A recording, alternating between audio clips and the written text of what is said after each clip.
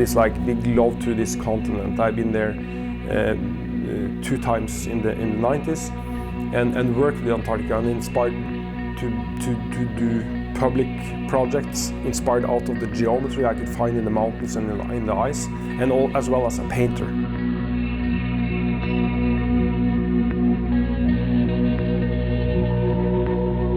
And then suddenly Antarctica had a deeper and stronger meaning. You know, suddenly these icebergs and ice cathedrals were, you know, represented also an ice world that must be kept cold, beautiful, and clean.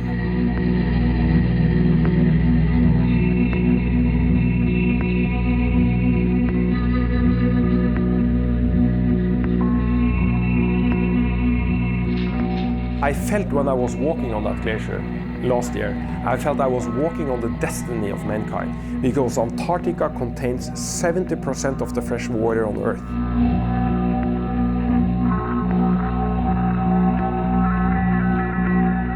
You know, it's on the thickest, on the South Pole, it's like 3,000 meters down to the ground. So Antarctica is a continent with enormous thick ice cap covering the whole continent. And if that starts to melt, that inland ice, we are in deep trouble.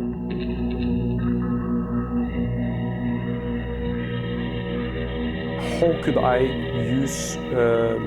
use Antarctica's ice as a messenger for this crisis?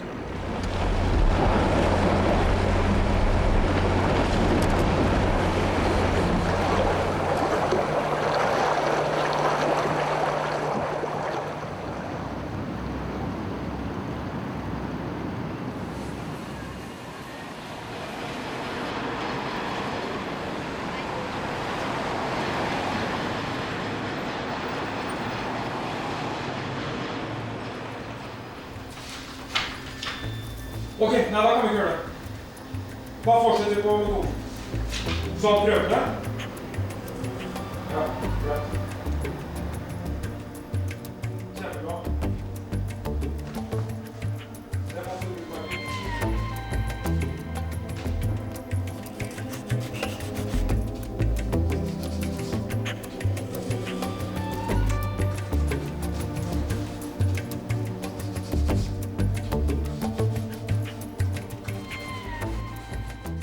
My name is Vebjorn Sand. Vebjorn Sand. Said in Norwegian, Vebjorn Sand.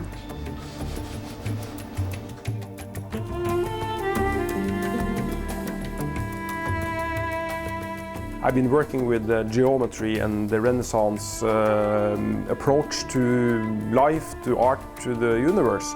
And working with Leonardo da Vinci's design for a bridge that he proposed for the Turkish Sultan Bayezid II in 1502.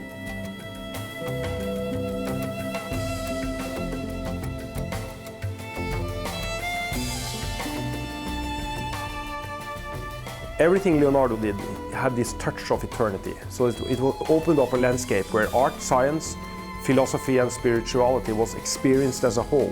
And this kind of, to see the globe, to see the world in this holistic perspective is something that the modern culture has, you know, left. And that's why we have messed up this planet. This modern rational culture that we have been on track with, that has polluted this globe and caused this global warming.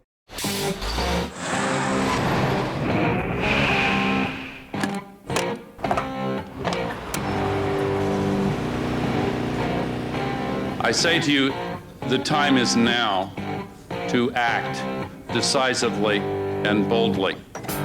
We must quickly halt the buildup of global warming pollution in order to protect our future as the human species on this planet.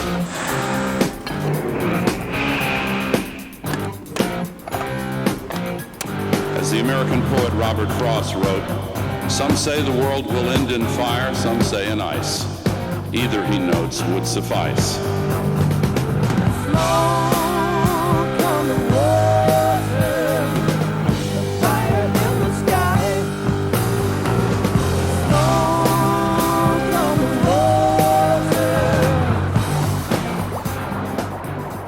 Gore came to Norway last year and promoted his movie In the Inconvenient Truth. And in an interview he gave, he stated that we Norwegians, he talked to the Norwegian people, that we have a special role to proactively respond to the global warming because we have built up an enormous oil fortune based on export of oil and gas. And that was a new way to look upon our fortune and wealth as a nation. It is time to make peace with the planet.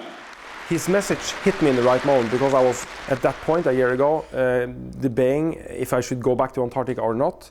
And then I read this article and I was like, I can go down there and build this bridge on that glacier, and that would be an amazing, powerful symbol. Erecting that arch, which is like one of the, representing the highest thinking and approach of the Western culture.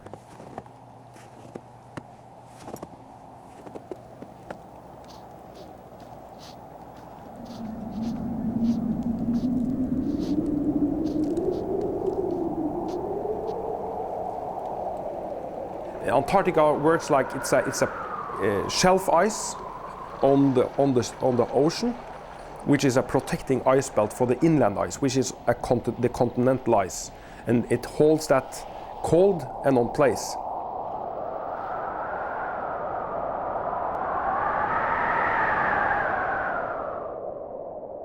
The bridge is erected on the glacier ice, on the continental ice, and the day that bridge melts, big parts of our civilization will be underwater.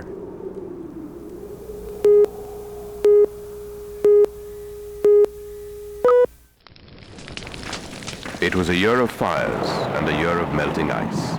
2007, the year when the world acknowledged that climate change is man-made and poses the biggest threat to the future of our planet.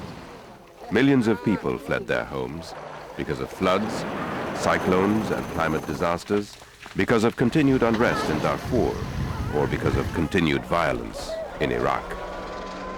Amidst all these challenges, 2007 was the beginning of a new era for the United Nations as Ban Ki-moon took office as Secretary General. On top of his agenda, climate change. Ban Ki-moon was the first UN Secretary General to visit Antarctica and see the icebergs melt before his very eyes. No. The temperature rises in Antarctica 7 times faster than the global average. I'd like to send out a strong message to the international community. My message is that we must act now.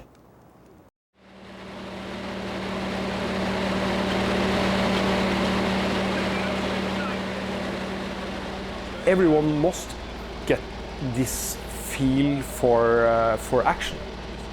And I know that art on its best can say things through the spirit in a deeper way than politicians or science.